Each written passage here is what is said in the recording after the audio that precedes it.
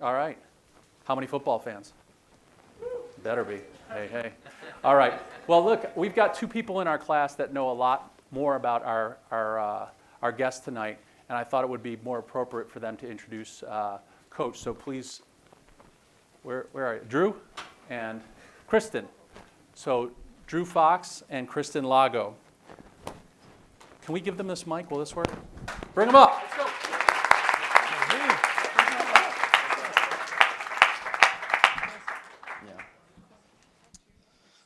How's it going, everybody? Maggie was also a student worker here in the front row.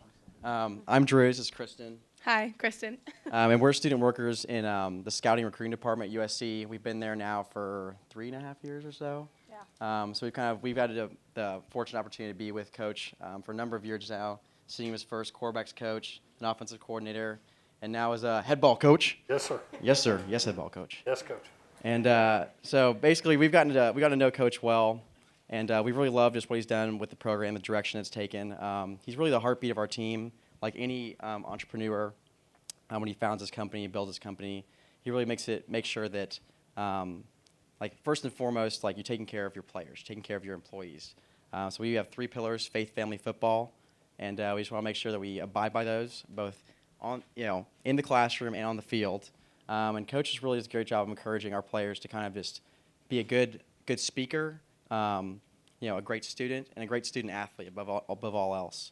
I was actually just talking to one of our student athletes, Josh Amater Bebe, and he's speaking at a business panel right after this class at 8 o'clock. I'm thinking, who would encourage you to do something like that? And it's Coach. I mean, he wants to make sure he's getting the best players possible, both on and off the field.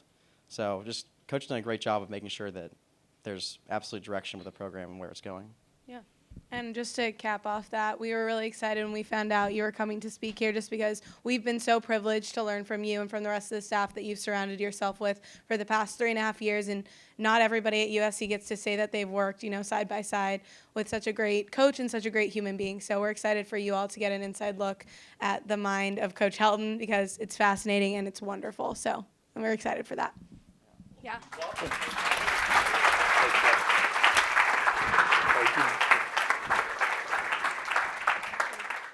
Hey, guys, how we doing? Is that all you got? Let's go. How we doing? Thank y'all for having me. Got me out of the film room for a little bit. It's nice. Welcome. Thank you, Dave. Appreciate it. It's so good to have you on our part of the campus. It's been fun to see your work, obviously, from a distance and up close. We got to work together a little bit. Tell us about sort of what's happening right now in the NFL this week, and sort of what's happening for you this week and next week. Yeah, the football season is over, and so for college and for NFL teams, you're basically building your new team. And for college, we just got done with a great signing period. We're bringing 23 new signees in, as well as some possible blue shirt opportunities later on. And in the NFL, what are they doing right now? You're getting ready to hear about the NFL Combine, to be able to see build your next team. Maybe you're picking up the next Dory Jackson, or Juju Smith, or Zach Banner, or Chad Wheeler, or Justin Davis. We lost a lot of good players, but they're building their teams right now. And then we start our own spring training. Next Tuesday, we get going with 15 practices. We're allowed 15 physical practices over a 5-week period. We practice every Tuesday, Thursday, Saturday. The Tuesdays and Thursdays are from 3 to 5, and the Saturdays are from 10 to 12. And welcome each and every one of you. They're going to be open practices, and we want to welcome our Trojan family out. If you want to get to know our players, our coaches, or see what we're doing, come on out. Oh, I can't encourage that more. I mean, it's really fun to go to practice. You feel like you're part of it. There's always surprise guests given USC's football history. There's just always someone on, whether it's Leinart or Marcus Allen or Keyshawn Johnson, someone's always swinging by to talk to the guys. So that's fantastic. So next week, your life sort of, you switch into another gear. Yeah, definitely. We get back into football mode. It's really been an emphasis of recruiting over the last 2 months, and now you get to be back with your football team and the development of some guys that you're going to need for the upcoming year. It's almost like you had that employee that was a great employee, but all of a sudden he went to a management position with another company. and now you're having to develop new and young talent to take their place. So our job is to develop the next Juju Smith, with our young players that we signed maybe a year or two ago, and prepare them with a chemistry for Sam Darnold, so they're comfortable on the same page. You've got a young team. You've got great building blocks. How many players are participating at the combine? Currently, we'll have, I believe it's 9 that are going to be at the combine right now. We're looking. We'll probably have a minimum of 8 draftees in this draft, probably a max of 10. In this draft, we had a very talented group last year that, I think in any business or any team, when you have team success, then you have the byproduct, which is individual success. In our game, you never see a Heisman Trophy winner on a 6-6 football team. You don't see a Thorpe Award winner like a Dory on a 8-4 team. But when you go out and your team is successful, then the individuals are successful also. And because of that, I truly believe we could see as many as 10 drafted from USC this year. That's a lot. Yeah. For those of you who haven't sort of walked through McKay Center or know the history of the program, every year colleges send players to the NFL, depending on the round. What school has the most NFL draft choices of all time? That would be USC at 496. Yeah. A little known fact, when you look at it, it's 496 NFL draft picks, which is the most in the history of college football by any team.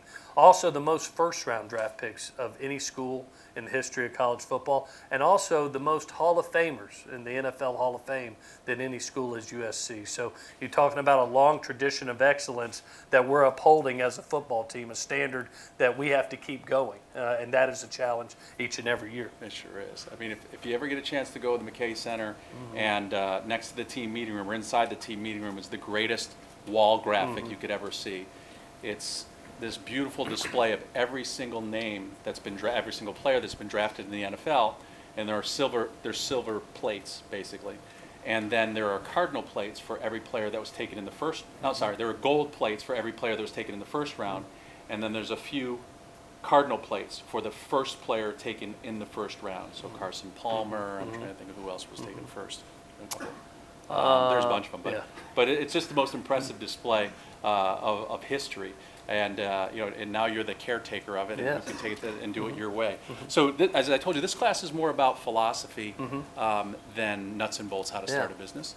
And so we want to sort of dive into that. But first, sort of talk about who you are, where you came from, if you don't mind. So going back a little ways. Well, first, just your family. You're local. You live in South Bay. I do. I live in Palos Verdes. I married my high school sweetheart. We met when we were 15, and she originally didn't want to date me. It took 2 years of good recruiting, and I finally got a date when I was 17, and I was a good recruiter, and she was a bad evaluator. She married a fat, bald-headed coach. But we have 3 beautiful children. One is a student right here at USC that just entered his freshman year.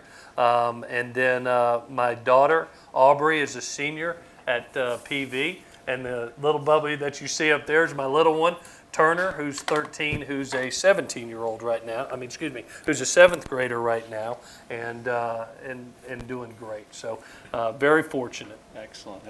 I was wondering why you're giving, who's this young, handsome man that you're giving a headlock to? Yeah.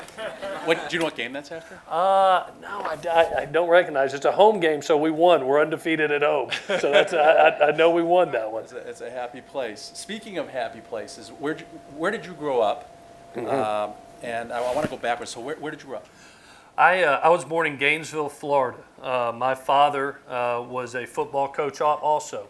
He was a 40-year coach in both college and the NFL. And when you're a coach's son, you travel a lot. I was born and raised in Gainesville, Florida, when he was coaching for the University of Florida. He coached at the University of Miami. The Tampa Bay Buccaneers for John McKay.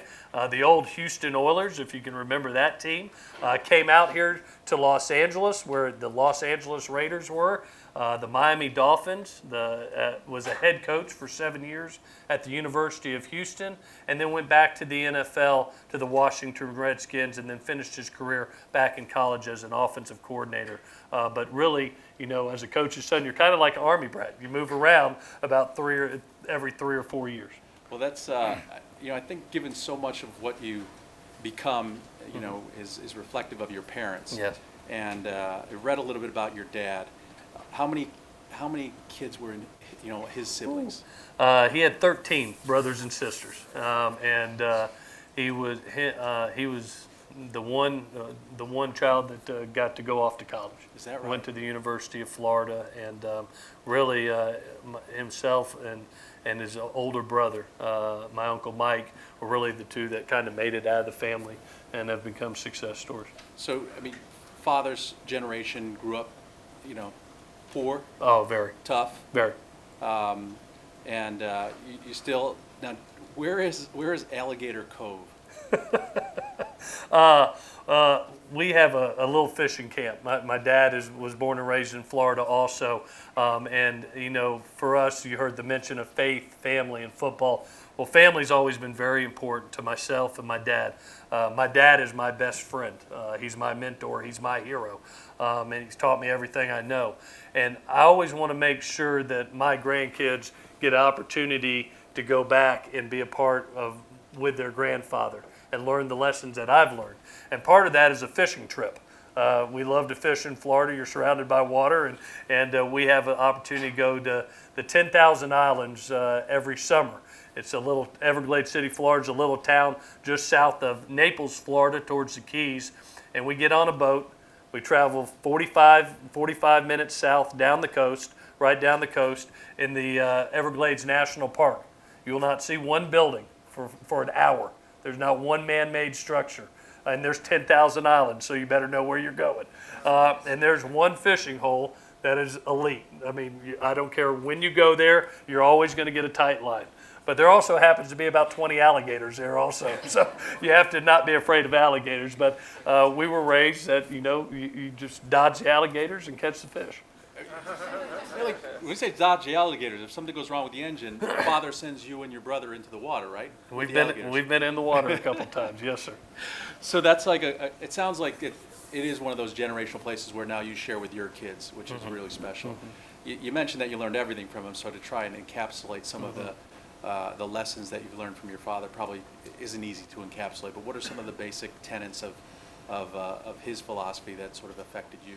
Before you even started coaching. Yeah, just about life in general. I think really, and I think this is great. We're all going to be parents, hopefully, and raise our children. And that's what he taught me the most. He taught me how to be a father when you have a schedule that is beyond normal.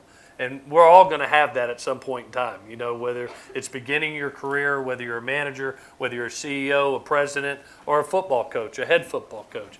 Obviously your time is taken up. And one of the things that he really taught me was that when you do your job, you're doing something that you love, all right? And you chose that path. You chose to do that profession. Make sure that the ones that you love, your wife, your children, your husband, when you step away from that, that's your priority. He made me write down my 3 priorities when I left to go. My first coaching job was at Duke University when I was 22 years old. And he made me write down my priorities. He said, hey, you know what? You just married your high school sweetheart, Miss Angela. You're going off. You're going to have 20-hour days sometimes. You're going to work 7 days a week for 7 months. When you get the opportunity to leave what you do and what you love, which is football, you got to remember that your time is not going off to play golf or to go hang out with the guys or to do other things. Your job is now your family, And I wrote down my priorities: my faith, my family, and the game of football that gave our family so much. Like David said, my dad did not come from very much, and a very poor atmosphere, and it allowed us to have a roof over our head. Growing up. It's given me the opportunity to raise my children and be at the greatest place in the world right now, USC. So that always have that respect was my faith, my family, and the game of football, and he taught me that. That's wonderful. And so when you went to go to school, and you said your father went to so many different places to coach, where did you originally start off attending college? I originally went to Auburn University. And played football? I played football there. I was in mechanical engineering school. My mom is still mad at me today. I'm still 3 classes shy of my mechanical engineering degree. But I had the opportunity to, I got a call from Duke University to have the opportunity to go be a graduate assistant. But the job started in January, and I needed 3 more classes that spring to be able to finish my mechanical engineering degree. So I was at a crossroads. I was good at math and physics, but not necessarily loved it. I loved the educational piece. I knew that if I was going to go do something, it was going to be teaching young people, whether that was in the game of football that I loved, or I was going to go be a math or science teacher, professor. And so I had enough credits to be able to get a mathematics and interdisciplinary science degree, which allowed me to teach if the football aspect didn't work out. So I took it. I took the opportunity. I went to Duke University, was a GA there for 1 year, and then at the age of 23, I got hired as the youngest coach in college football. I got a very unique opportunity. Was that at Duke or was that Memphis? That was at Duke. Okay. Yep. So from Duke, did you go to Memphis for 10 years? No, I went from Duke, and then I went to the University of Houston for 3 years. I actually got to coach for my dad. My dad was the head coach at that time, which was an unbelievable experience. And then I went to Memphis. My wife and I had just had our children. I had moved around a bunch as a child, and we had decided as a couple and as a married couple that was having children that, you know, we could be happy anywhere and we could plant roots anywhere, and we really didn't want to move our kids. So I had the opportunity to be at the University of Memphis 10 years, and before they finally changed head coaches there. Had several job opportunities, but we were happy. And we made a place that hadn't been to a bowl game in 32 years. We took them to 5 straight bowl games. Very successful run for University of Memphis. And then I basically won the lottery. I got to come to USC. And now we've been here going into our 8th season. So my children have only known one move, which is very unusual for a football coach. So it's been a blessing. So you coached at a couple different places. Mm-hmm. Any other mentors or coaches that you really learned a lot besides your dad? Yeah, everybody I came into contact with, and I recommend this to anybody. I don't care if the people that are around you are great at what they do, average what they do, maybe they're poor. But you can take things away from each individual that you come in contact with. I've always believed that. I believe there's a toolbox that you have beside you, and you're going to take a tool from somebody and you're going to put it in that toolbox. So everybody I came in contact with, every head coach, every coordinator, every assistant coach, I would say, man, what's that guy's strength? What's that dude's strength? I'm going to capture that. If it fits me and it fits my personality, what I believe in, that doesn't make me false, makes me do my job better, I'm going to capture that. I'm going to put it in my toolbox. I still keep a book of all the little things that I've written down that I've learned from people. And I go back and I reread it a bunch. Just to remind myself, gosh, that's exactly right. And then you reread it, you reread it, and then it just becomes a part of you. It captures in you. So I always recommend to everybody that you come in contact with, especially good ones, capture. And even if it's somebody that is maybe not your philosophy, maybe you don't believe in it, or maybe doing something that you wouldn't do, I capture that too. I would not have done it that way, you know, and I got to remember that when it's my opportunity to lead. Oh, that's exactly right. You know, these are things I wouldn't do Yeah. if I run a team or run a company or get that job. So it is, and especially at your age, you know, everybody wants the dream job right out of college. It's very rare to get that. So you pay your dues and you learn from people, even if they're tough or even if the job's not ideal for you. So that's great advice, whether you're a coach or in business. So let's talk about coming here in 2010. You Yeah. were initially hired as an assistant by Lane, right? Yeah. So what was your first position here? My first position, I was the quarterback coach here. I was an assistant coach, and I was feeling so. I had been an offensive coordinator at the University of Memphis, and to have the opportunity to go to a unique organization, I felt like to have that opportunity to take a step down was unbelievable. Sometimes I believe being a part of something truly special, a special organization, it's okay to take a step back to be able to move forward. So I had the opportunity to be an assistant coach. It was a different role than I had been in, but I truly believe that you accept your role, you define your role, you accept your role, and then you star in your role, whatever that might be. And I've always believed that, if you do your job and you do it effectively and invest in yourself, then naturally you're going to progress within an organization. And that's what happened. I got the opportunity to go from being a quarterback coach to the offensive coordinator and then ultimately the head coach here. It's sort of interesting, like any company, you want someone who's really familiar with the whole operation. And by serving in different roles, you've seen the whole offensive side. You've had some great quarterbacks here too during your time. And under unique circumstances over the last 5-6 years, you've seen a variety of head coaching styles and even athletic director styles.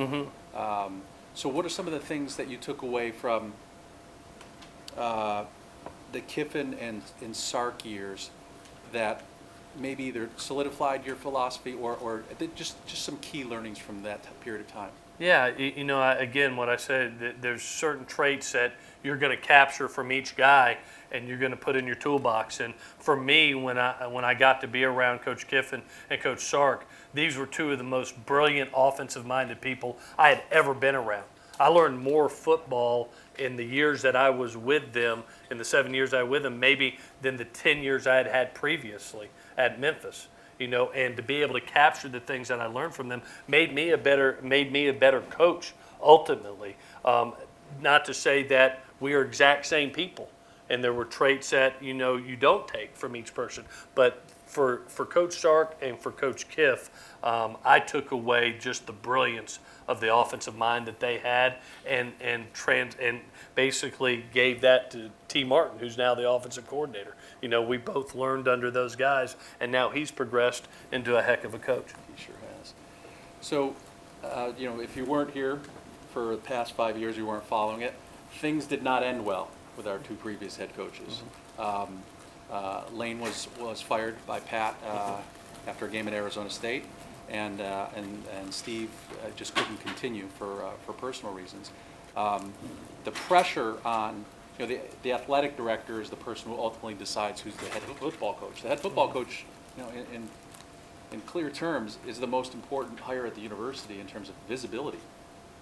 It's you can run a tremendous athletic department, and Pat certainly did. I mean, we won national championships and graduation rates and GPAs, and team sports were introduced, lacrosse came. So many great things happened, but what do most alums ask about?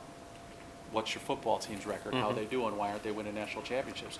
So the pressure on this particular hire, you can't overstate it. So when Steve Sarkisian was interviewing for the job, there weren't a lot of people that were really banging down the door because we were in the middle of sanctions, and so the team didn't have full scholarships.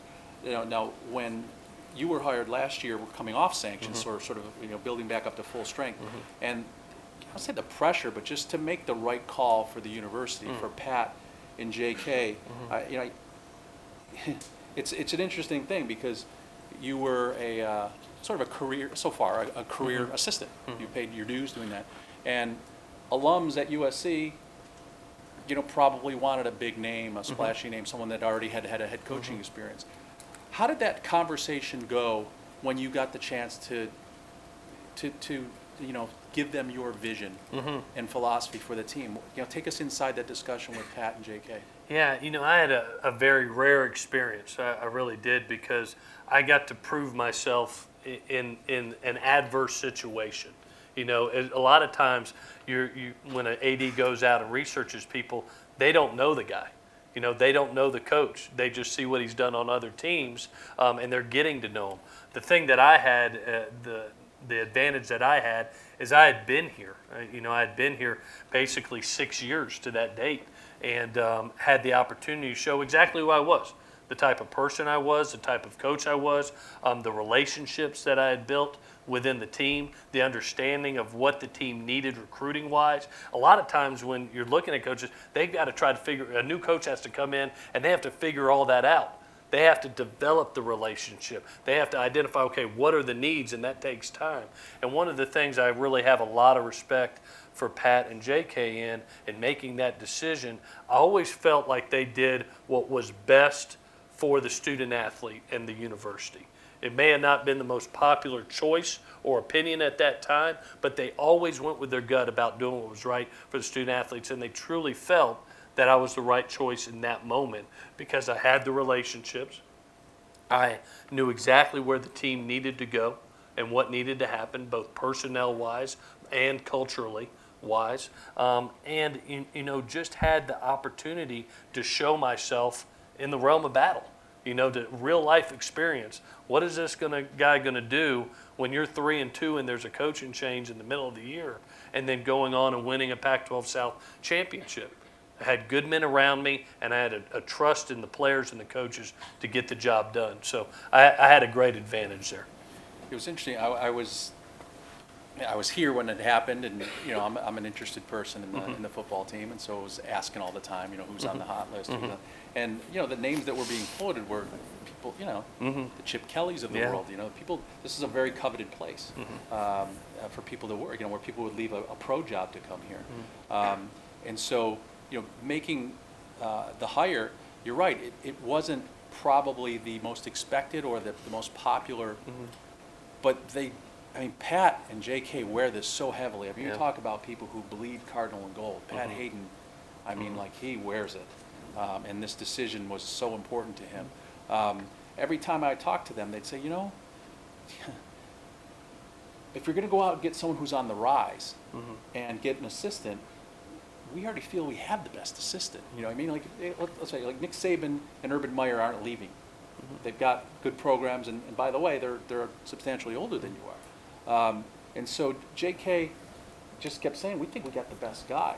And when they made the hire, it was interesting because, it took some guts to do that, for them. And Pat was on his way out. So this is what JK texted me today when I asked him why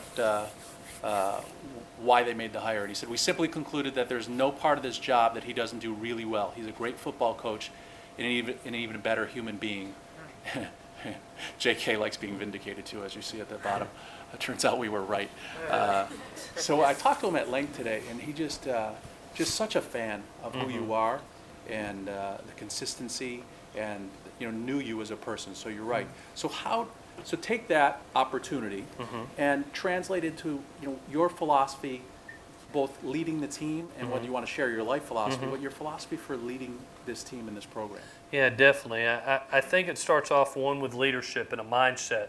I think it happens in any business. I think one of the things that you have to do is there has to be one voice and one vision, and that message has to be spread all the way throughout the organization.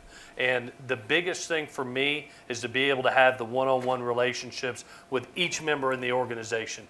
I have the unique honor of being able to watch over 188 souls as far as our football department, from players, staff, everybody that touches our people. And I want the message of what we believe in to filter all the way through. Come from one voice, one vision. It goes from the head coach to the coordinators, to the assistant coaches, to the GAs, to the quality controls, to strength and conditioning, to our training staff, down all the way to the players. And if you're spreading one message and everybody understands it, everybody knows the direction that you're going, then you're going to do great things. And I tried to make sure that everybody understood that you don't have to believe everything that I say, but I need you to support everything that we believe in, that I believe in, the direction that we're going. That's the only way that we're going to be successful. I made the assistant coaches and the coordinators understand the only way that you move forward in our profession as an assistant coach is if your coordinator and your head coach are succeeding. Team success breeds individual success. It's a byproduct, all right? So that was the first thing, is to make one message we all support, whether we truly believe in it or not, we're going to pull in the same direction. And then you got to establish your culture. Whatever you decide that is your culture that you want to make, you got to be able to have a plan for it. Define what it is and have the plan. For us, we have a culture, basically 4 pillars. We want to be able to have a culture of winning. In my opinion, culture of winning is bringing in the right people. Always the right people. Because a leader is only as good as the men and women that he surrounds himself by. Just a fact. You can't be everywhere as a CEO. You've got to hire great people to put them around you, whether that's coaches, whether that's players. And I've always believed that the bottom of your organization, you build from the bottom up. It's easy to hire great coordinators.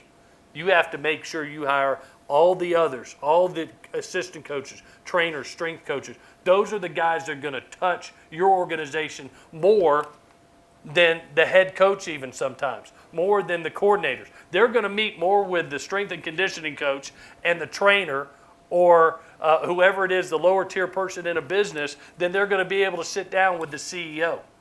So those people are critical. Bring in the right people. All right. So the mission of winning, the culture of winning, started with people and developing relationships. For our coaches, making sure that they were the definition of character, making sure that they could understand how to build relationships, making sure that they had the knowledge to be able to develop our players. They had to be able to be the definition of what we wanted a Trojan to be for everybody else. And then our football players bringing in, that was the next aspect. Don't get focused on, the 5-star guy. I don't look at one recruiting site, not one. We don't. You have to have your own evaluation to be able to see who you're going to bring in, your own vision. Don't take somebody else's word for it. When you sign that person or you hired that person, guess what? In college, you have to live with that player. He signs a 4-year scholarship. He's yours. You can't fire him. So you have to make sure that you're right. From the intangibles of the person he is, to the talent that he is, to the student that he's willing to be, to how he represents your university, your immediate family, and your football family. That's the culture of winning. The people that you bring in, who they are, and what they bring to the table. The next for us was the culture of academics. The fact of the matter is, we're at the greatest university in the world. It's the 15th ranked academic university in the world. And to be able to do that, we have to be able to have guys, you live by graduation rates. You're looked at and graded and perform. We're in a production-based business. We have to be able to produce guys that graduate. We go by what's called an APR number. That's graduation rate, retention, team GPA. I'm glad to say we had the highest APR in the history of this school the last year because of the culture that we set that is defined that not only is our performance on the field important, but our performance off the field is just as important. As Trojans, we do everything the best. Doesn't matter what it is. Tiddlywinks, football, school. That's what we chose to do. You walked in here, right? There's 56,000 applicants. 56. Only 2,700 got in. It's the best of the best. This is the real world. Yes, coach. This is who we are. You're in these seats because you're the best of the best.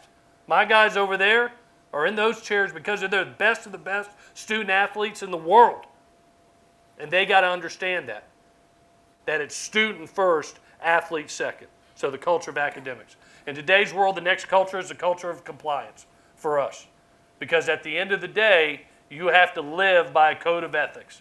I don't care if you're in business, if you're in football. You got to do things the right way. Because if you don't, at some point in time, it's going to catch up to you. No kid is worth losing my job and putting my family out in the street. You don't have to do it. In business, always follow the ethics. And I always tell our guys, not knowing doesn't matter to me. You have to know. Not knowing is not an excuse. Identify what the rules are, understand them, learn them, and then you're held accountable to them. And then the last phase, and this is a huge part in college athletics today, you probably all heard it, is the culture of respect. It's important for us. For our guys, it's respecting every person that they come in touch with. Every person. Faculty, administration, their own teammates, women, students on this campus, the lunch lady that serves us. Every person that they come in contact, there's a respect factor. Because the fact of the matter is, and it's whole truth for everybody in here, man, we got SC on the chest, don't we? That's a special dang thing. We represent a tradition of excellence that spans the globe. I have a test that I always do. I go out. I recruit all the way from here to Buffalo, New York. And every time that I go out and I wear that SC, within 24 hours, somebody goes to me and goes, hey, fight on. Without fail. It's the most powerful place in the world. And we have to understand that we uphold a tradition of excellence, and it is the culture of respect with every person. So that's what we do. That's our vision of what we want to do. We want to be the best at it. We want to be the best tradition of winning. Championships are what we're measured on. As rewarding as that Rose Bowl victory was, should we be satisfied? No, shouldn't we? Because what is defined at USC? Somebody tell me. Championships, right? Pac-12 championships, national championships. If you're staying stagnant, if you're staying satisfied, if you're staying comfortable, guess what? Somebody else is passing your ass by, right? They're passing you, all right? So those are our cultures, the culture of winning, the culture of academics, the culture of compliance, and the culture of respect. That's the vision that we set. We're going to be the best in all 4 of those pillars. And every member, all 108 members of that organization understand that that's our standard, and it will not be changed. Oh, I'm sorry, I got on a rant. That is just the best.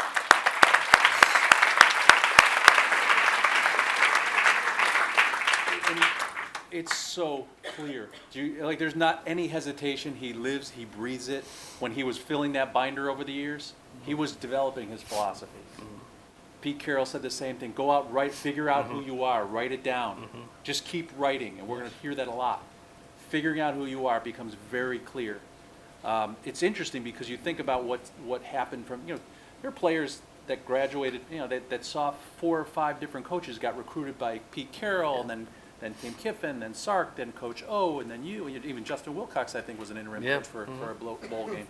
So you've got so many different styles of leadership, and I think it's interesting to hear the difference, because I think when we were on sanctions, out of necessity, it became a culture of compliance first. And while that's obviously important, because those sanctions were the most severe in the history of the NCAA, except for SMU, which got the death penalty. It was so out of proportion to what was later, in many cases, disproved. But they were harsh.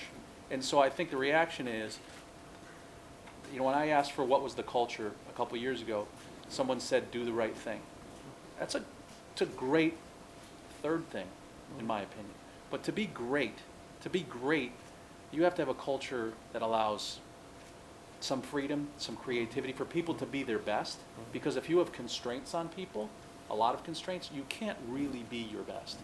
And so I do think moving out of the sanction era into your era, where it's clear that, of course, compliance is important because we're in this environment, but excellence and the other things that are sort of going to drive you forward are more important.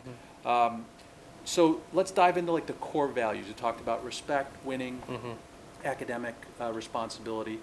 What are some of the things personally that, let's say, define you, but just that are core values that are very important to you? Yeah, I think Drew and Kristen hit the nail on the head. You'll see it on our shirts. They sell it at the bookstore. I believe in faith, I believe in family, and I believe in your third passion, whatever that is, fill in the blank. Come up with your own priorities. That's mine, it's football. I've always believed in faith. Faith, I don't care what denomination that you practice or what you have faith in. When you practice faith, it's an art of discipline. And that's why I did it.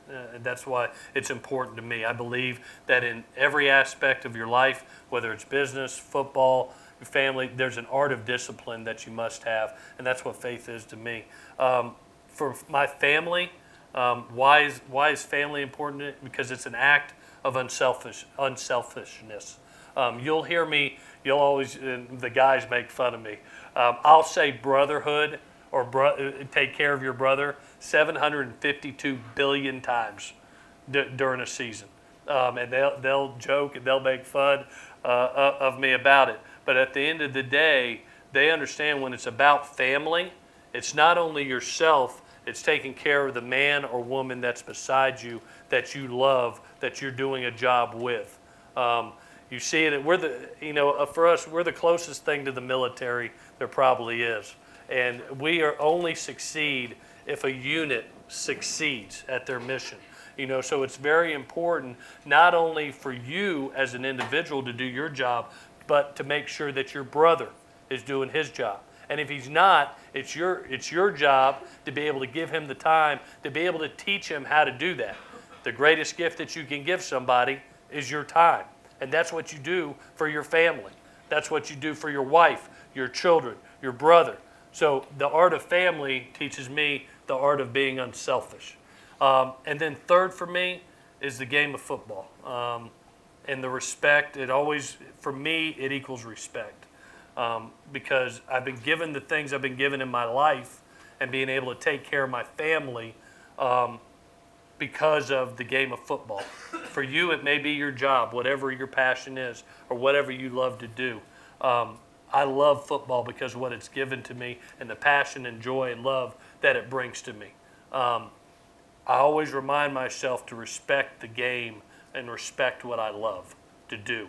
Don't ever take it for granted. So those are my core values, and that's kind of why that's why they're mine.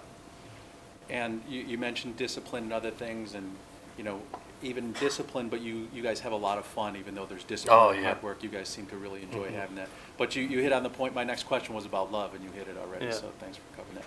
Let's talk about what you look for. What's the number one trait you look for in coaches, and what's the number one trait you look for in players? So let's talk coaches first. Okay. Coaches first. When I'm hiring somebody, and this is good advice for anybody, I think in any profession, it's about relationships and being able to build trust, whether it's trust doing your job. But I look at guys, when you're dealing with coaches, their job is to be able to gain the trust of the players that they are coaching. That's it. And the fact of the matter is there's 3 ways that you gain the trust of a player. All right, 3 ways, and it could be for other professions too.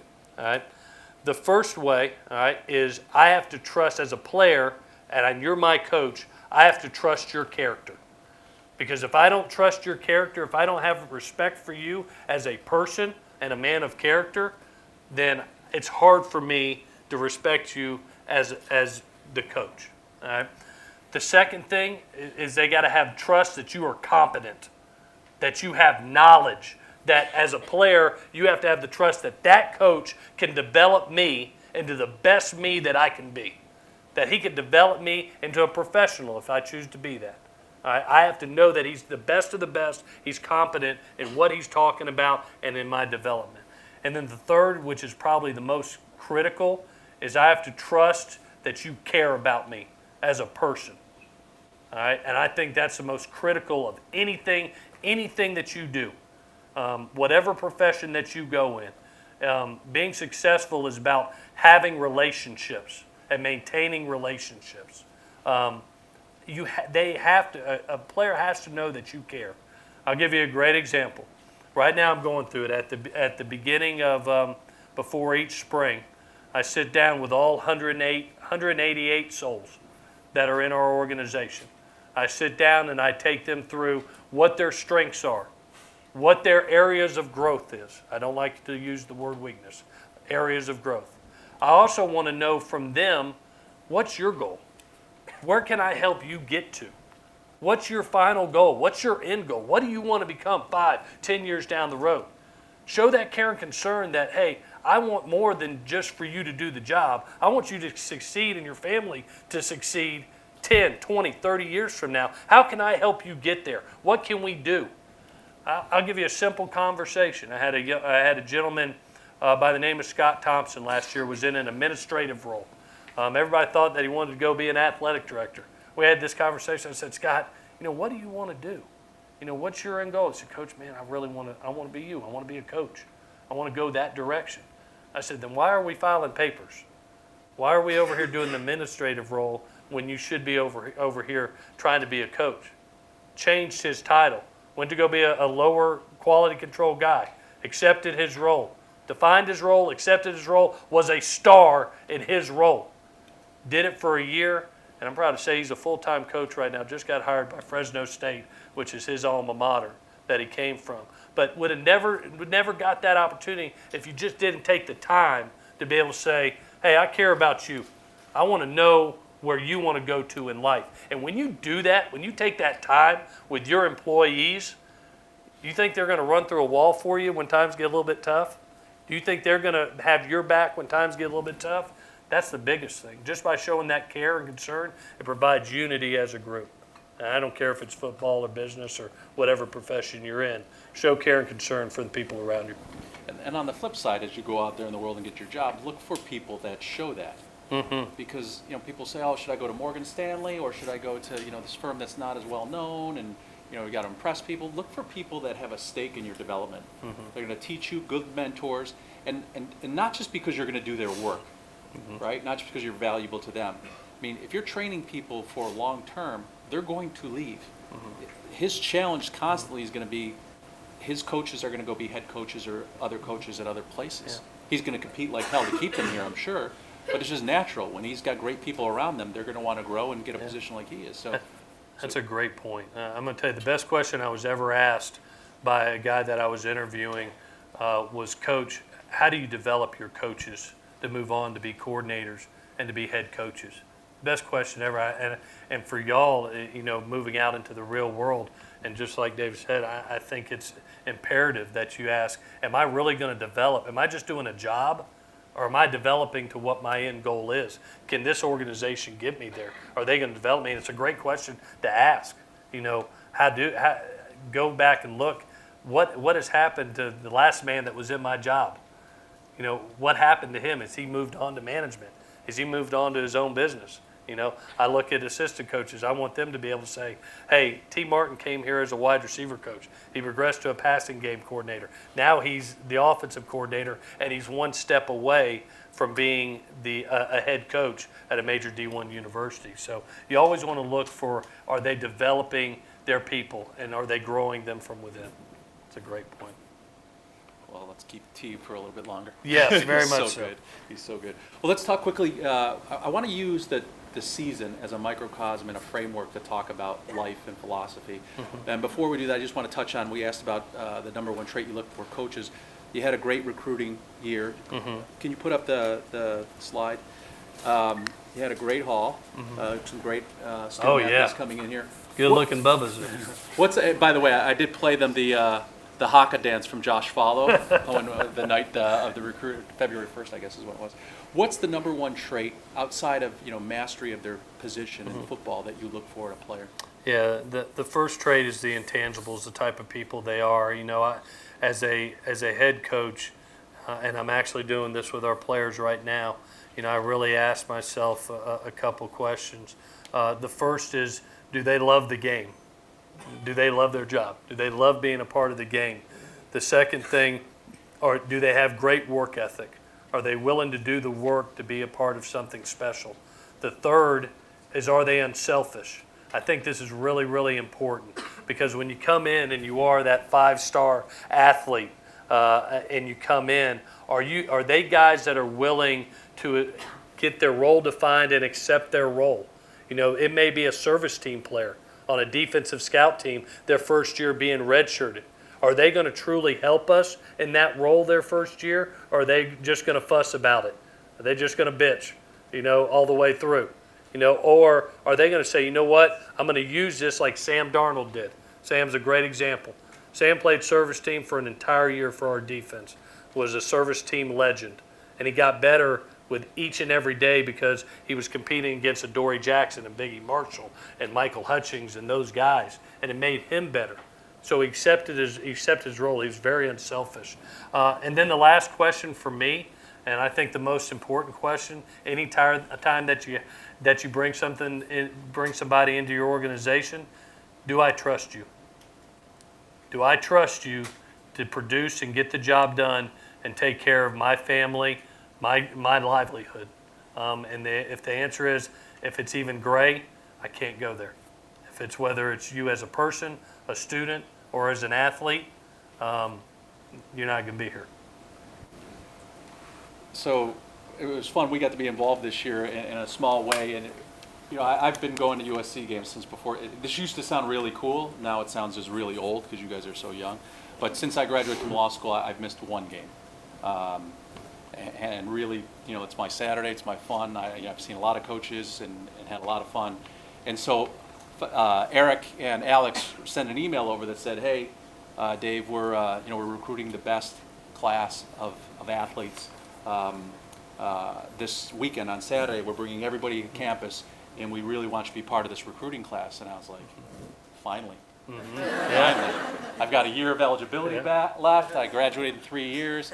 I was And he like, signed about 12 of those dudes up there on the screen. yeah, and so I'm thinking they want me, and they're like, no, we want you to talk to them. I'm like, oh, great. So no, but it was really, we got to meet the families. We got to meet, you know, these are 17 and 18-year-old young players, and it'll be really fun to watch them come through here. And so some that are interested in Annenberg, they go to Annenberg, they go to cinema, and then we, you know, Dr. Fox and I got to take them through Marshall and show them about the business school, show them the entrepreneur program, and this new performance science program we're building, this high performance center we're building. And you could see their eyes light up about this. Like, you know, you guys are elite athletes. You already know psychology and performance and biology, and you're sort of, you could be team teachers of this. And it was really fun to watch because, you know, the pressure's on to sign these, you know, February 1st is National Signing Day, and who's going where, and, you know, coach is like, you know, no one knows, but this person's flipping from Oregon to us today. No one knows, Oregon. And, you know, we get the sheets, and we got the recruit, and that morning I wrote to Alex, I'm like, which ones did you get? And he writes back, we got all of them. We got every single person that they wanted, they got, and just really fun for us. We hope to continue that as long as you need us. We're thrilled to be a part of it, so thanks for including us. I'm serious. It's part of being a part of the Trojan family to call on resources like the business school and like David. I'm serious. There's 12 young men up there that walked into this campus and was blown away by the resources and the people that we have, so thank you. It's we don't realize it because we're here sometimes, but you give me a whiteboard and I'll tell you what's really special about the school. And you know, I just listed on the board, you know, value of the degree, strength of the alumni network, in a city, access to technology, access to entertainment, sports, culture. And I said, name the top 10 football schools. And so the players named them, you know, Alabama, Clemson, Florida State, Michigan. And then I just went right down. And just value of the degree, highest ranked school, USC. Strength of the alumni network, USC. Any of those other schools, any other football school in a city, do you want to live?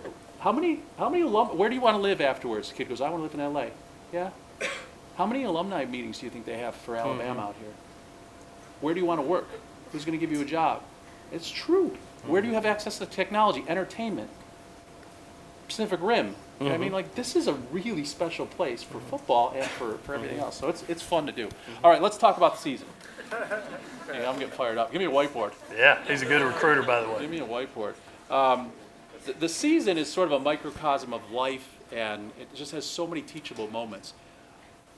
Didn't start out so well. No, I'm trying to black it out of my memory, but it didn't start very well. You know, your first game is, you know, not your first game because you got the job the previous year, but your first opening game as head coach. Anyone go down to Texas for the game? Oh, I'm sorry. Yeah, there are no refunds. That's a tough way to start. You know, we actually started out okay. And then it just kept snowballing, and I forget it was 52-6. I think we lost. Yeah. And you could see that, you know, you see that they were young. Don't put that up yet. Don't put that up yet. But you know, what did you resort? You know, this is a big, you know, a big stumbling block. The opening, you know, everyone's fired up. USC preseason highly rated. Alabama coming back, always, you know, high ranked. What did you turn to after that loss, and what did you tell your team? Yeah, you know, after Alabama, you could really see, and I had a little bit of a fear that we were an immature team. You know, when you looked at us, you're talking about 3 new coordinators, 5 new position coaches, a new head coach, a new quarterback. So I knew there was going to be growing pains. It was just to the level that it was going to be. And then you start out with a tremendous football team in Alabama. Played well for about a quarter and a half, and then really our mistakes and their talent took over. So it defined exactly where we were in that moment of time, and it really was a great wake-up call for us, to be honest with you, about, whoa, you know, don't believe all the hype of being a great football team. We have a lot of work to do. And we were an immature football team at the time. We go on to Stanford and have a tough loss with some mistakes, a Utah game and have a tough loss with some mistakes.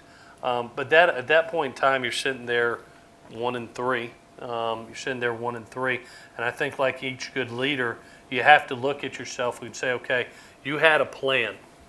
Is your unit, is your business, whatever it might be, are you progressing? Are you getting better? Sometimes the results don't happen immediately. And that's one of the problems, I think, in the real world is, what do we all want? Immediate results. That's just human nature. And especially in the realm of college football. Sometimes they want to fire you after one loss, let alone being 1-3. But the one thing that I did see, and I asked myself this, is, are we getting better? Did we get better from Alabama to Stanford? The answer was yes. Did we get better from Stanford to Utah? The answer was yes. So if you're progressing upward, you've got a decision to make. And I think it's with any plan that you have when any adversity comes in. Are you going to live with what you're doing? Do you believe in the plan? Do you need to fix it somehow, some way? Or do you divorce it? And when I saw the progress that we were making, I truly believed we had the individuals that could still have a unbelievable season. Did we have to make a change at quarterback? Yes, that was one of the things we had to do to alter and fix the plan. We made some other personnel changes that we thought, but what we were from system, offensively, defensively, special teams, what we were doing to prepare each and every week, you know, how we game planned, nothing of that changed. The ultimate plan did not change because we were progressing. And we truly believe, I'll never forget being in the Utah game at the end and telling the guys, I love you. You're competing with the utmost effort, honorably. And if you eliminate the mistakes that you had in this game, you're going to look up in November and you're going to be really, really happy people. And I really felt at that time they didn't need a good old dog cussing. They needed to be loved. They needed to be saying, hey, don't worry. I see it. I've been doing it 22 years. I understand where we're at and where we're going. And the relationship and the trust that I have in you, I need you to have the same in me because you're headed in the right direction.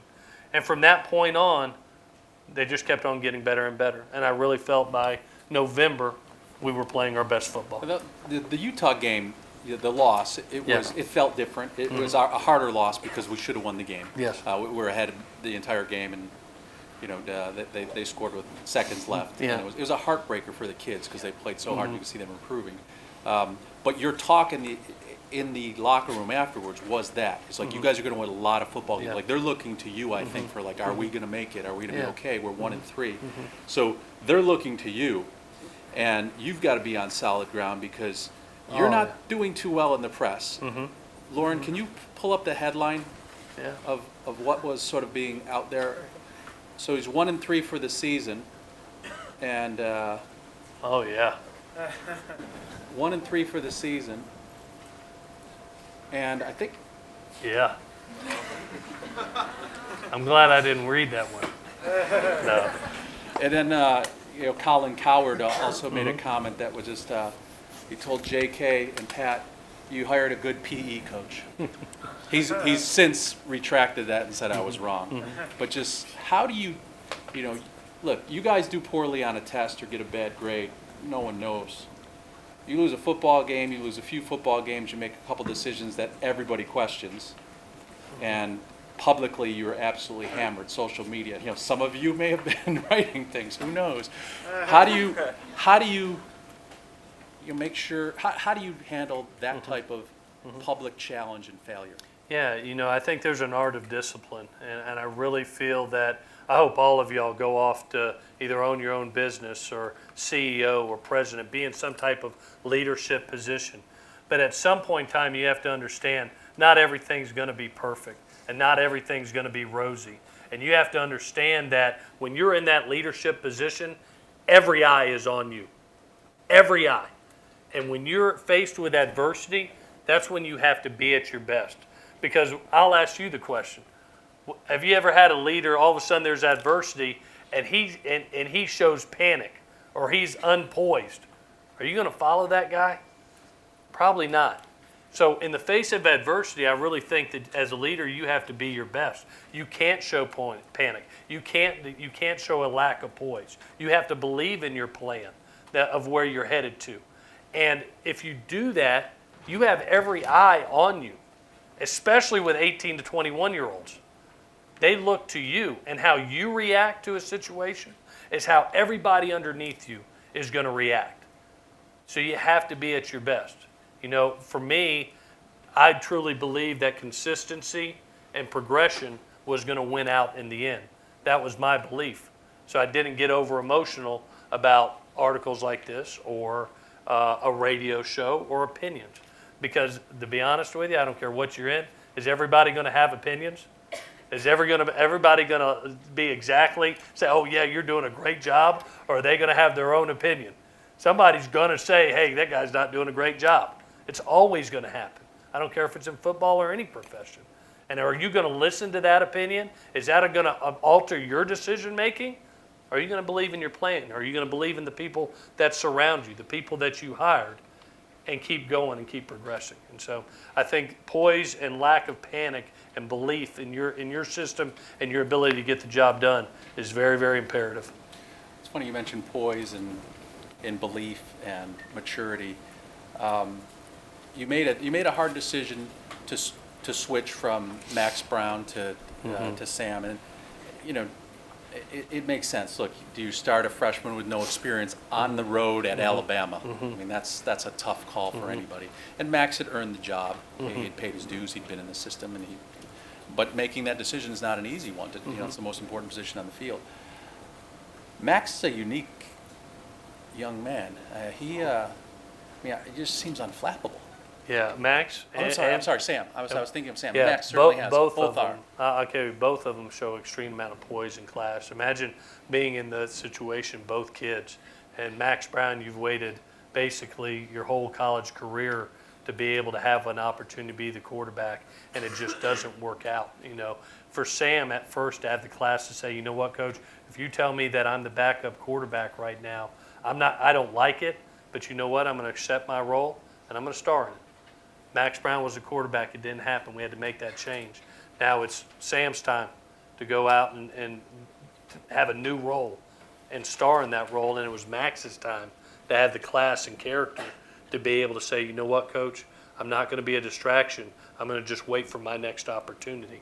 Was Sam truly unflappable? I mean, just a great sense of poise, a great sense of being a field general.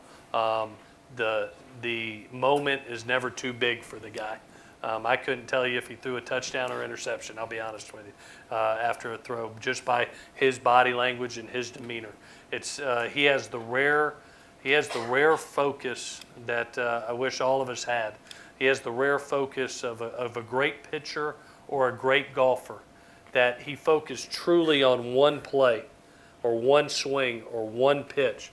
He has all his focus on that, and when that play is done, whether it's good or bad, it's gone, and he's moved on to the next assignment, the next play. And it's rare. It doesn't happen very often. But you know, a little known story in the Rose Bowl. I don't know if you saw the TV copy when he throws the last touchdown pass. He throws the last touchdown pass to Deontay Burnett, and if you watch the TV copy, you'll see he's not celebrating. He's jogging down, and his head is to the sideline. Yeah. He didn't celebrate. He was looking at me saying, Coach, are we going for two? You know, most guys would have been going, what? Crazy.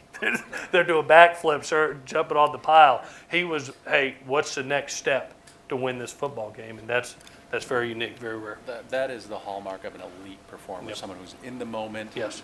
Doesn't, short memory, no judgment, clean, that is really what we're trying to build and teach, not just for athletes here, but for students. So that he'd be a great case study. Oh, no question. We'd love to have him. No question. So let's, the season, obviously, you go to Washington, you win a huge game against, a top 5 team that's supposed to be headed to a national championship. Their quarterback's supposed to be a Heisman Trophy contender, and our quarterback certainly outplays him, and our team doesn't. It's not even a close game. We beat UCLA and Notre Dame for the first time since 2011, I think. And those are tough games to win back-to-back, win rivalry games. So we head into the Rose Bowl, so we'll ask questions after this. Again, young people, 18 to 22 years old, and the swings of emotion. You're in control, you're up 6 at half. In more control than the scoreboard even indicates, I think, in terms of doing what we want to do, establishing the run. And then the third quarter and the fourth quarter happened. Did everybody watch the game? Yeah, so 28 points and 21 points on 3 plays. 2 offensive plays and a turnover. How do you keep from panic from 18 to 22-year-olds setting in of just like, holy cow, we had this game and now we're behind by 13? Well, I tell you, it was our final exam. We had been through every situation. You think about adversity in the beginning of the season, learning how to overcome mistakes and play really clean football, learning how to win a game on the road in a very hyped up environment like Washington, right? 4th ranked team, all the distractions that are there, and be able to truly focus on our job. Come back and play a Notre Dame, a UCLA, 2 emotional, right? Emotional games, rivalry games, back to back, and be able to control your emotions and focus on your job. And here's our last final exam. I mean, when you talk about the Rose Bowl, you're talking about history. We call it the trifecta. To be able to win, beat Notre Dame, beat UCLA, and win a Rose Bowl championship, it's only happened 13 times here in the history of the school with 124 teams. So you're talking about history and that emotion. So it was our final exam, and when you look up in the third quarter and you're down 42-27, we had not been in that situation since the Alabama game.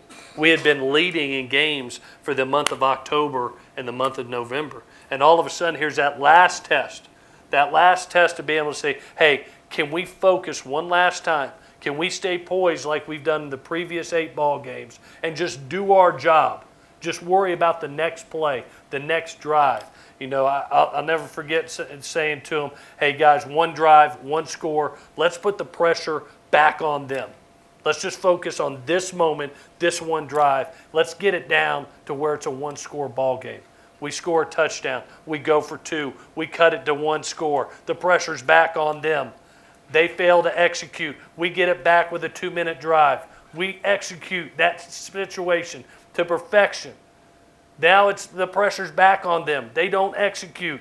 We get a great interception, and now you're in a situation to create history.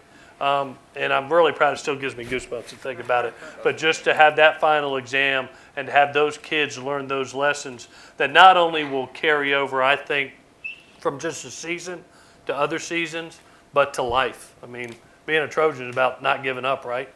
It's about fighting on, right? That's the definition. That's our motto. We fight on no matter what. That's why people hire Trojans, right? And we compete better than anybody on the face of the earth. We fight on. And to be able to do that and see that, it's truly special. It's rewarding as a coach. It's phenomenal for us to witness. We have a 2-minute video that I don't think has been seen yet. And then we're going to open up to questions. So we want to see the highlights from the Rose Bowl and sort of what they went through. So crank up the volume and hit the lights. You've been the definition of fight on. I'm asking for one last thing from this team. You fight for 60 damn minutes, you hear me? Sir. 60 minutes for the brother that stands beside you. 60 minutes for history.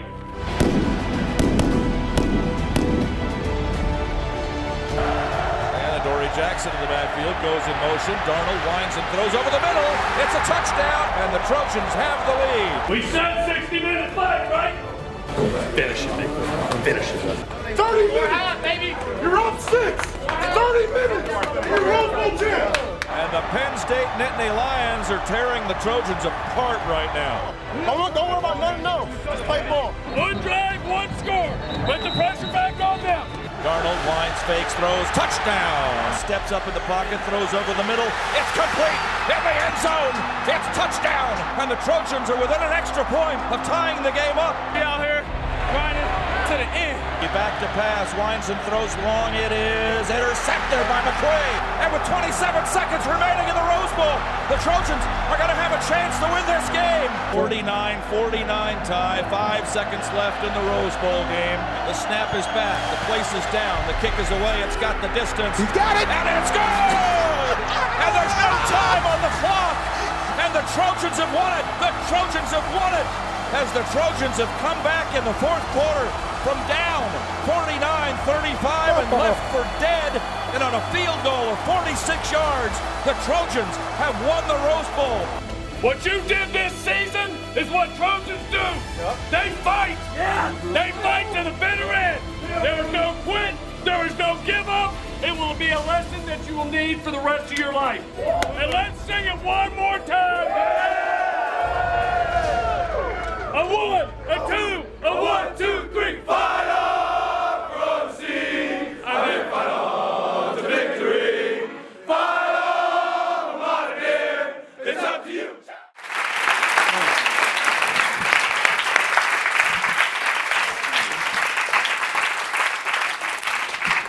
Still gives me goosebumps. It's emotional. Yeah, it is. It Questions still for Coach? makes me misty-eyed. Questions for Coach? Hey, Coach, thanks for being here. I'm Matthew. You talked about finding trust and character, work ethic, all these things. What's your test to find that in others?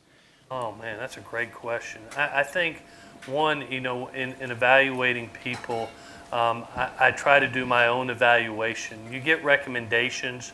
I think anytime you're hiring people, a lot of times I go with the people that I've worked with and has had experiences with.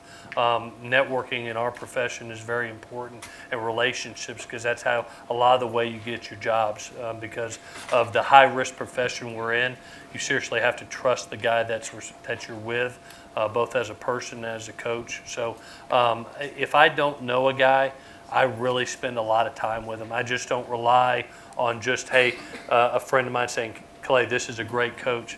I'm going to bring him in, and I'm truly going to evaluate every aspect of him and spend the time getting to know him as a person, see if he's competent and knowledgeable. Can he develop? Can he deal with the high level of personalities?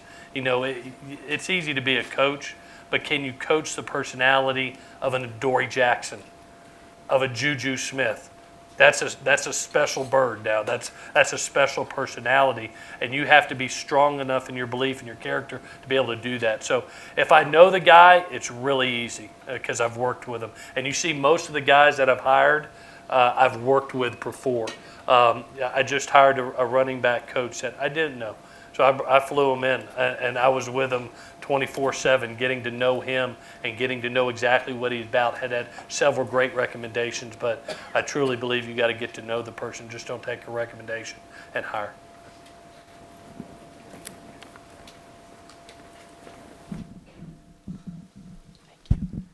Hey, Coach, thank you so much for coming and a wonderful conversation. I'm wondering, I love that you have your practices open to students. I know that was a tactic Pete Carroll used as well, and I'm wondering why you do that, and how does it prepare students for bigger stages? Yeah, one of the things that have really captured me, you got to remember, my dad was a football coach. I've been doing it 22 years now. This is such a unique place, and it's unique because of the Trojan family. I didn't understand it when I first came, but as we have all seen, it's a real thing, isn't it? I mean, it's a special thing, and I think every aspect of this university, everybody helps each other, whether it's David in recruiting, coming to help us. And I always feel like we are all one. When we win that game, that's the entire Trojan family celebrating that game. So I think our kids thrive off seeing what they represent. I want them to see that they represent the students on this campus, the faculty on this campus, the administration, the past players, the past alumni. The fact of the matter is we're playing for something that's bigger than us, that it's a tradition of excellence that's spanned over now 125 years. We're the 125th team. So to be able to give that back to the Trojan family, I think is really important. And The fact of the matter is our kids love it, and I think it goes with what we believe in as a Trojan family and as a community. Hello, thank you. So I remember you mentioned that it's very important to hire the right people. Yes. Now, when everything is going wrong, how do you know if you are still the right person? For the job. Yeah. As a leader. Yeah. That's a great question. You got to have belief in yourself. I think twofold. One, with the people that surround you, you got to remember that you hired them, and you have to delegate the authority and have the trust in them to do their job. As I stepped away, one of my favorite things in life to do is to game plan and to call plays. But I know that I'm not talented enough to do that aspect and manage 188 people as well as guide a football team. So when I looked at it for myself, I said, okay, here's the plan. I'm going to hire the best 3 coordinators in college football. I think I have them in T. Martin, Clancy Pendergast, and John Baxter. I let them do their jobs, and I don't micromanage them. I hired them. I trust them. Do I give them opinions of what I think could help our football team? Yes, but at the end of the day, when T. Martin's got to make a call, I trust that he's going to make the right one. When Clancy makes a call, I trust it. When John Baxter wants to go block a kick or say, Coach, we're going to let Adore go with this return, man, you got to trust that. And then you got to look at yourself. And that decision-making of that question that always goes back in my mind when there's a plan of either I got to believe in the plan and live with it, all right? I either got to decide there's something that's got to be fixed, all right, or I got to divorce it. I think that's the job of a leader. And at the end of the day, I have belief in myself. I have the confidence in myself. And I had the unique experience. I had done the job not once, but twice before getting it. I was the interim coach in a bowl game, and I was the interim coach when Coach was let go for basically 7 games. So I had seen myself do the job.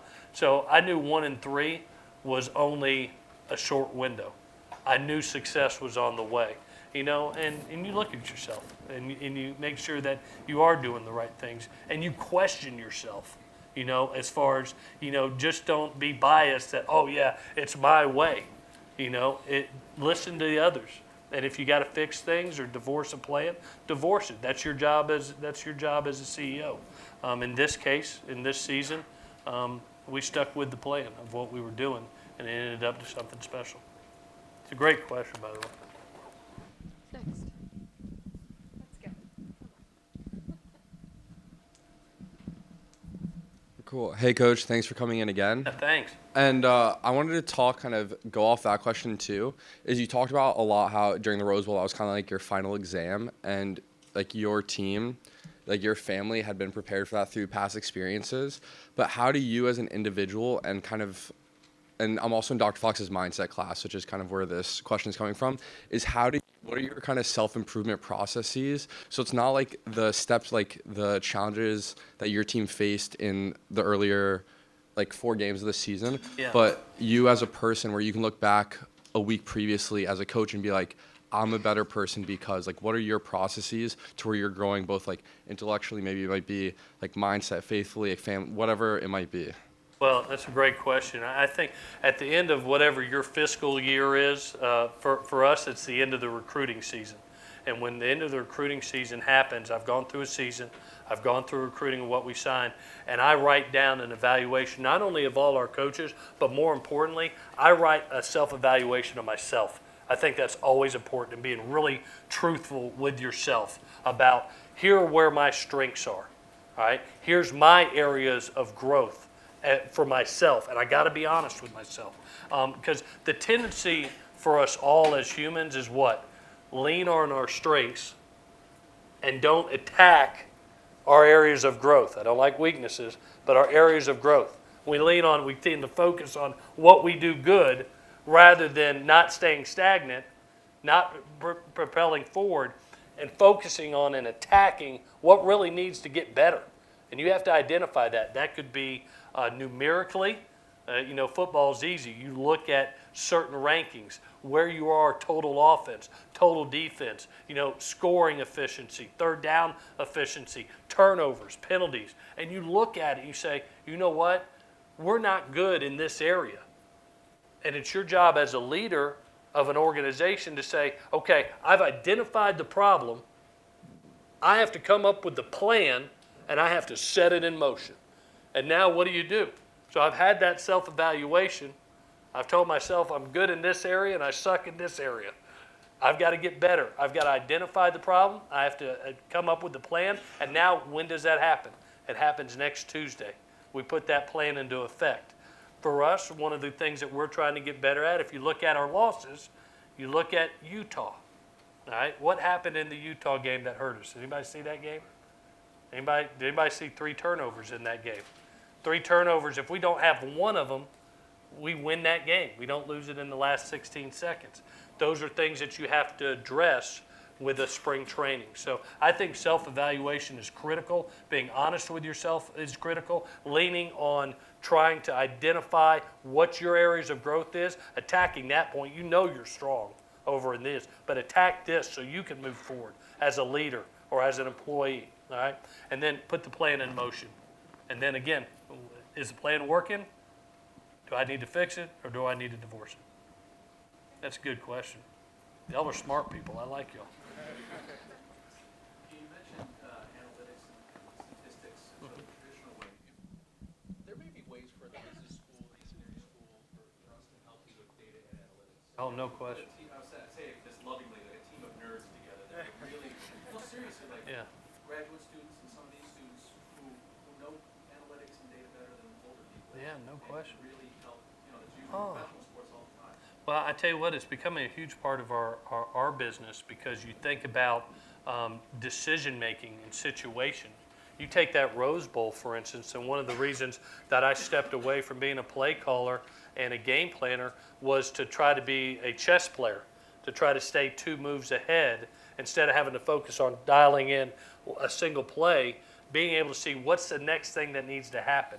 All right, it's 42-27. You're going to score a touchdown, and we're going to go ahead and alert the whole team. We're going for 2. Understand that we're going to surprise them, put the field goal unit out there, get in our funky formation that we've used and practiced for 12 weeks, and we're going to go with it because the data shows that if you do it in that situation, you surprise them, you're going to have a better tendency of making it then than maybe a final play of the game.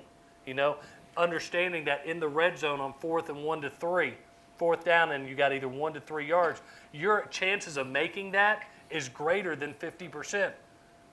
If I was to take you to Vegas and I said, you know what, we're going to go play blackjack and your odds of this is about 60% all the time, what would you do? You'd be coming with me, right? And we'd be going ahead and betting on the percentages. So the analytics part of it is becoming a big piece of the puzzle, and that's the next step of football. Hi. Hi, how are you doing? I'm good. How are you doing? Great. This school really taught me to love football. I graduated a year and a half ago, and this is my first time back on campus, so it's really great to be back with everyone. And because of that, there's so much about football that I don't know, and I also recognize if you strip away all of those technical things that you are just an incredible leader as a human. And I would love to know who you look to for other leaders, and who inspires you as a human, not even just from a football perspective. It starts with my dad. My dad is still to this day. My dad is 68 years old. I talk to him 3 to 4 times a week. 1, because I'll probably get my butt beat if I don't check in. But 2, he is my best friend. He's my mentor. He's my hero, and I've learned from him. I've also the guys that I grew up with that I think are truly great in the profession. I have a mentor that is with a quarterback coach for the Pittsburgh Steelers.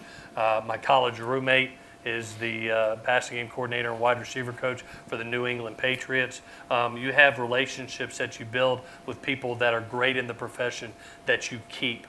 And you keep those relationships not only because they're friends, but because really we bang ideas off each other. You know, we don't look at each other as competitors or let's hide secrets. We've always shared information so we can grow together. And I appreciate them for being able to do that with me. Those type of people that want you to succeed wherever you're at, they're special, so you keep them in your life. Good question. All right. Hi, Coach. I'm Daniel. Hey, Daniel. Thank you so much for coming in today. Yeah. I'm sure we all really, really appreciate it and all the energy and everything. So, Appreciate it. as someone who clearly knows the scope, the size, the strength of the Trojan Network, I was wondering what you'd recommend in terms of first, leveraging the fact that we're students to get to where we want to be, that third thing that you mentioned, and then secondly, putting ourselves in a position to give back to the Trojan Network the way you do now. Yeah, no question. I think one of the things you have to I understand this, and this is going to be my 8th season. You are in the most unique experience, in the most unbelievable learning environment there is in the world. There is no greener grass than the education that you're getting here, and here's the reason why. This is the real world. This place is reality. 56,000 students, 2,700 get in. There's the competition factor. You look at the development factor of the people and the resources that you have around you that are teaching you. And here's the other thing that gets lost is the real world experiences. And this goes into our recruiting aspect, okay? We live where? Los Angeles, California. Second leading media market in the world, all right? One of the all-time great cities there is, no matter what field you're in, whether it's business, engineering, architecture, communications, film, cinema, it doesn't matter. And here's the unique experience and the thing that I tell our guys: go out and enjoy the experience and build relationships in your field, because it just doesn't happen other places. The fact of the matter is that we live in this city. You think about it. I've got a guy that wants to be a lawyer. He goes and does an internship. He does an internship at one of the top law firms in the country, 2 miles from this campus. You got Zach Banner, you know that big dinosaur, right tackle, 73, 6'8", 370 pounds. He wants to be Michael Strahan. He wants it to be Kelly and Zach rather than Kelly and Mike. He wants to be in that field. Well, he's working for Fox Sports, a national sports program. Where does that happen? It doesn't happen in a college town. It happens right here. So the availability to build relationships in your field, to get that real life experience while you're here getting education, are you kidding me? That doesn't happen everywhere. Because a lot of times what ends up happening, you go to that college town, and what is there? There's just the educational piece. There isn't the real life experience that this university offers with the people that they bring into the university, but more importantly, the resources you have between the Trojan Network to go out. What was the second question? So how did we put ourselves in a position where we could be like you one day and give back to this family? Yeah, this is a really special thing, and I would recommend it. I just got to hear President Nikias's kind of State of the Union address, and one of the things that you see from the Trojan family that's very unique is it does give back. A staggering number. All the schools west of the Mississippi, USC students, alumni, give back more than any other school. 42% of alumni financially give back to this university. Staggering. The next closest Pac-12 school, 32%. Everybody else, single digits. Our rivals across town, across the street, 8%. That means you have a unique experience, a unique family, and a unique alumni base that helps each other. And sometimes it's not exactly just saying, you know what, I'm going to give money. Maybe it's you're owner of a business. Maybe you're the CEO. Maybe you're the president, and now you're bringing in the next you to do the internship. The fact of the matter is, and what I love about the Trojan family is what? Trojans take care of Trojans. And what are we? We are Trojans for life. This is not a 4-year experience here. And that's what I sell our guys on. This is lifetime. This place, it's not just the experience that you get here. This place truly cares about the next 40, 50, 60 years. So how do you give back? Help the next group that comes in. Give them the opportunity to learn what you've learned. Is that the best closing recruiting spin ever? Jesus, that's incredible. Thank you.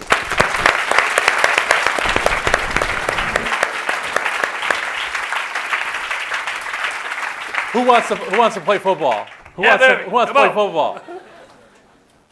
Who thinks they could still field a punt with people bearing down on them? Who wants to do that? That's like a great challenge. I want to do one more thing before we close, and you guys, I want to come to you in a second. But, you know, seeing what's happened and where we are now, and by the way, like, games are hard to win. It's really hard. You know, and that last game could have gone either way. And this would have, even though you would still be coming on a high and a great win streak through the season, it still wouldn't have the energy and vibe that we have right now. So there's just such a difference in separating at the elite level, winning and losing, and they're not easy to win consistently. So I was so, you know, as you think about who you're happy for, given the success and the turnaround of the program, you have to start with the players. You know, they've been through such a unique and challenging environment to play for 4 coaches in 4 years, and have coaches being dismissed in the middle of the year, being recruited by one coach, and then having another coach come in. To see those seniors, especially, to see them celebrating in the locker room and getting emotional, I mean, that is just really something to be proud of. Really thrilled for you. And then, you know, sort of circling back, you talk about family and you talk about Trojans. You know, Pat Hayden and J.K. McKay. Oh. You know, those guys went with their gut. They took a tough decision, and boy, it's paid off. And they took so much heat. I mean, and social media, the criticism that they had. So J.K.'s wife has this shirt made for him.